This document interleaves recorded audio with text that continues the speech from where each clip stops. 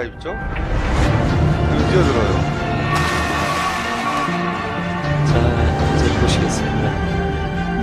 느린 화면으로 제가 보여드릴게요.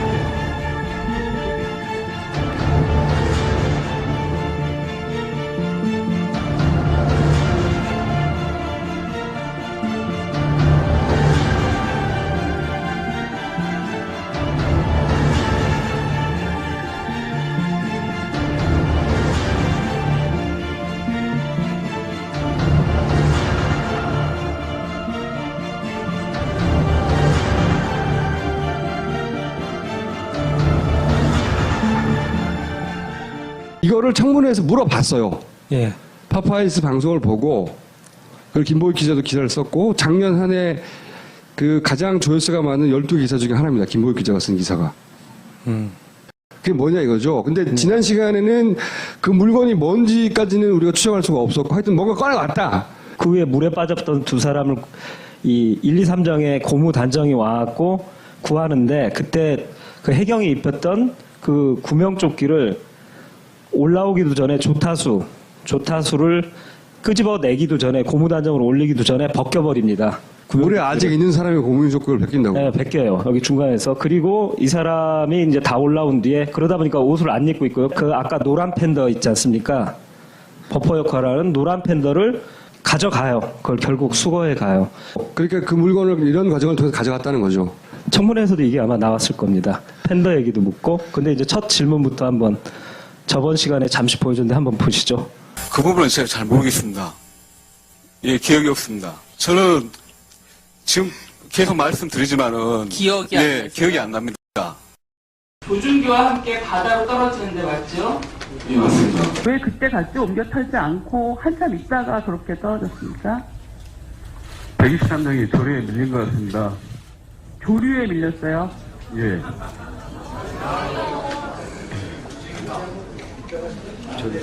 아니세요? 아니 솔직히 여보세요. 솔직히 너무하는 거 아닙니까?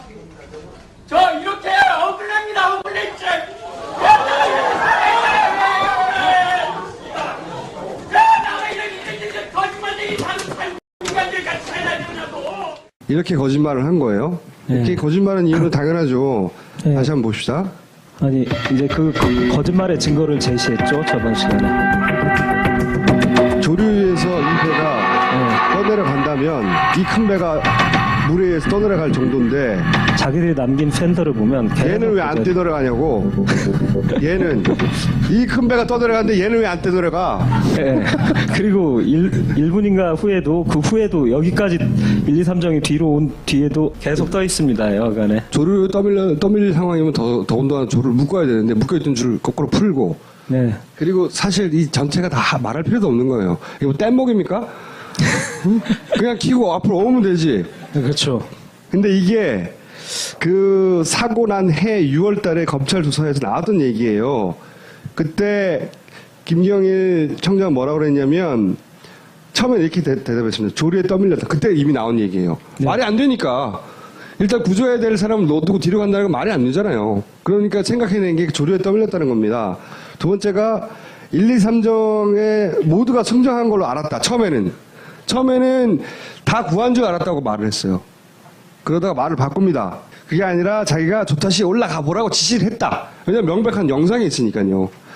조리에 컨테이너가 밀려와서 그거를 보고 위험할까 싶어서 배를 뒤로 뺐다. 컨테이너가 조류에 두둥실 떠올리면서 1, 2, 3정으로 오니까 스크루가 고장날까봐 뒤로 엔진 걸고 뒤로 후진하라는 명령을 내렸다고 이미 7월에 얘기가 나왔었어요. 그렇죠. 배가 떠밀린 게 아니라 자기가 뺐다고 얘기했어요, 벌써. 네, 벌써 했어요. 7월 달에. 그러니까 자기 이 청문회 진술하고도 안 맞는 거예요. 네.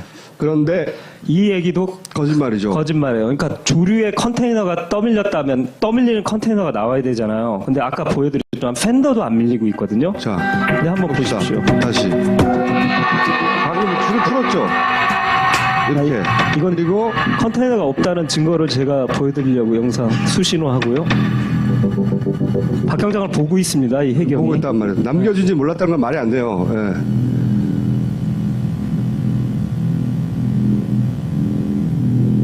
여기서 이제 증거가 딱 나오는데요. 컨테이너 보이세요?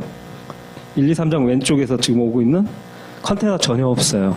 제가 뒷 영상까지 해서 클로즈업으로 다 찾아봤는데 이 컨테이너들은 후에 몇십 분 후에 그때 한꺼번에 왕창 넘어지고 여기 컨테이너 하나도 1, 2, 3정을 향해서 조류에 떠밀려서 1, 2, 3정을 위협하면서 온 컨테이너 100% 없습니다. 그리고 이 조타수도 저쪽을 보고 그냥 계속 앉아 있어요. 이것도 이상한 일이죠. 아니 자기를 구조할 배가 네. 떠나가는데 일반 승객이 기겁을 해야지 가만히 있잖아요. 네. 왜 이런 거짓말을 할까 이거지. 이 상황이 뭐였길래 뭘 가져왔길래 분명히 검찰도 안단 말이야. 바보가 아니잖아. 왜 다 넘어갔냐 이거지. 그럼 핵심은 가져온 물건이라는 거죠. 그렇죠. 조타시에서 나온 검은 천에 쌓였던 물건. 큰 물건들. 그게 뭐길래 이게 다 숨겨지냐 이거지. 아까 동영상 부분 중에 이제 1, 2, 3정이 물러난 이후의 모습인데요. 허리를 굽혀서 그 현등이라고 하는 연두색 물건 옆으로 굽혀 앉는 장면이 나옵니다. 증인이. 예, 제가 굽힌 적이 있습니다. 그 그때- 부분을 설명해 드리겠습니다. 예, 그때는 굽혀서 무엇을 하셨습니까? 저기 박한결 항해사 구조를 하다 보면 여성분들 같은 경우는 정신을 놉니다. 그냥 멍하고 있어가지고 예, 제가 그 123정 바로 빨리 올라갈 수 있게 멍하고 있으니까 제가 엎져서 다리를 왼쪽인가 오른쪽인가 들어서 발판 위에다 올려준 겁니다. 바로 올라갈 수 있게. 123정이 도착했을 때 바로 올라갈 수 있게. 위잉 브릿지에 있던 구조물 위에다가 예. 박한결의 다리를 올려놓으셨다. 예, 처음에 차례 자세로 있었고. 사실을 섞어서 거짓말을 한 거예요. 왜 사실을 섞어서 거짓말을 한 거냐면 조사위원이 질문한 건 1, 2, 3장이 멀어졌을 때 상황을 물어본 그렇죠. 거예요. 물어봤을 멀어졌을 때 무릎 너 굽히고 뭘 했냐고 물어본 거예요. 박한결하고 둘이서 뭐 했어? 라고 물어봤는데 답변이 두 번째 배가 왔을 때 박한결을 무릎을 여기 올려서 배로 넘어가기 쉽도록 해줬다 이렇게 답변한 거예요. 요걸 물어봤는데 이때 뭐 했니? 그랬더니 아니 일로 넘어가도록 쉽게 도와준 거예요. 네. 두 번째를 답한 거죠. 요건 사실이에요. 그런데 이걸 대답을 안 한 거죠. 이렇게 답변하면 청문회 다시 질문했어야 되죠. 그거는 배를 옮겨 탈 때고 그 전에 첫 번째 전에. 배가 왔을 때 굽혀서 뭘 했냐고 재차 물었어야 되는데 청문회에서 그걸 못했어요. 아마 청문회가 짧아서 그랬지 않았을까 싶어요. 여하간 그래서 이 청문회가 사실은 핵심을 짚었는데 거기서 더 파고들지 못하고 끝나버렸어요. 그리고 그때 모자 쓰고 있잖아요. 뭐 물에 들어가서 자기가 모자를 들고 있었다는데 이때 보면 모자를 쓴 채 손에 든 이 검은 물체에 대해서는 결국 이게 질문도 뭐냐면은 없었지만 또 질문하거든요. 물속에 들어가서 손에 들고 있는 건 뭐냐 검은 물체. 그건 자기 모자였다는 말도 해요. 네. 청문회에서. 네. 근데 이제 김 감독 얘기는 모자 쓴 채 검은 물체 들고 있었다 이거지. 모자가 아니라는 거지. 그렇게 꿇어 앉으셨을 때에도 예. 저 문제의 조타실에서 내려온 물건 봉투와 구명조끼를 못 보셨습니까? 예, 못 봤습니다. 뛰어내리려고 하실 때 구명조끼를 보셨기 때문에 그걸 주워 입으셨잖아요. 그렇죠. 그때 이제 예, 바다로 그때- 뛰어내리려고 할 때. 예, 구명조끼는 보셨습니다. 그러면 검은 물체는 보셨습니까? 못 봤습니다. 저도 왜 그 동영상이 유포가 되고 그런지 저도 이해를 할 수 없습니다. 유포가 된 것은 아니고요. 이미 다 촬영되어서 나와 공개되어 있던 영상들에서 찾아낸 것이죠. 유포가 된 것이 아니고. 그 부분에 대해서는 예. 저는 모르겠습니다. 예. 본론 내용을 말씀을 드리기 전에 오늘 주로 이렇게 해경과 관련이 되신 높으신 분들을 많이 뵙고 나니까 이 말씀을 안 드릴 수가 없습니다.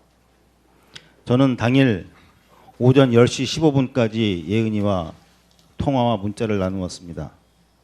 그리고 10시 15분 마지막으로 예은이한테 연락이 온 내용은 아빠 해경이 왔대. 빨리 구조돼서 갈게. 보고 싶어 사랑해. 그런데 이것은 예은이뿐만이 아니고 그 당시 가만히 움직이지 말고 가만히 있으라는 그 지시에 따라서 그냥 죽음을 직감하면서도 그 안에 머물러 있었던 그 아이들 모두가 느꼈던 것들입니다. 죽을지도 모른다는 공포 앞에 해경이 왔다는 소식을 듣고 아 이제 살았구나 집에 갈 수 있구나 안도하던 아이들이 그러한 안도를 한 지 몇 분 채 지나지 않아서 그 아이들에게 다가온 것은 해경의 구조의 손길이 아니었고 시커먼 바닷물이었습니다. 공포와 안도의 복합적인 그 어린아이들이 감당하기 힘들었던 그 상황 속에서 결국 원망과 공포와 외로움 속에서 그렇게 생을 마감을 했고, 그 책임은 누가 뭐라 해도 바로 이 자리에 앉아있는 여러분들이 져야 할 것이 분명합니다. 오늘 그동안 제가 가지고 있던 확신, 이 세월호 참사, 특별히 구조를 하지 않은, 그래서 일어난 이 참사의 배후에 무언가가 있겠구나 라고 하는 99%의 의심과 확신이 오늘 하루 청문회를 하고 나니까 분명히 그 뒤에 무엇가 있구나 200%의 확신으로 바뀌게 되었습니다. 이 점 오늘 나오신 해경 관련된 증인 여러분께 진심으로 감사드립니다. 분명히 그 뒤에 무언가가 있구나 하는 확신을 안겨준 여러분들께 진심으로 감사를 드립니다. 오늘 많은 이야기가 나왔습니다. 그런데 참 재미있는 이야기 많이 나왔어요. 박상옥 씨 이런 얘기 하셨죠. 영상에 다 나와 있는데 그런데 기억이 안 난다. 기억이 안 난다. 어느 누구도 믿지 못할 뻔한 거짓말 기억이 안 난다. 선언인 줄 알았다. 아무 얘기도 안 나눴다. 뻔한 거짓말. 이 한 사람뿐만이 아니라 재판을 통해 형을 확정받고 그나마 반성하는 줄 알았던 김경열 정장, 이 자리에서 여전히 뻔한 거짓말. 그 죗값을 어떻게 갚으려고 합니까? 묻겠습니다. 오늘 당신들이 이 자리에서 한 발언, 행동, 집에 가서 당신 자녀들에게 똑같이 할 수 있습니까? 떳떳하게 할 수 있습니까? 누가 혹시 다른 사람한테 약속 받았습니까? 협조 안 하면, 위증 안 하면 큰일 난다고? 아니, 여기 있는 모든 사람들 왜 이렇게 한결같이? 이미 드러났습니다. 초동조치 및 수색구조 쟁점, 해경에서 받는 비밀문건이죠. 의리입니까? 같은 한솥밥 먹은 군인들끼리, 경찰들끼리 의리입니까? 아니면 여기 협조 안 하면 누군가 가만 안 두겠다고 했습니까? 아니면 협조 잘하면 상 준다고 했습니까?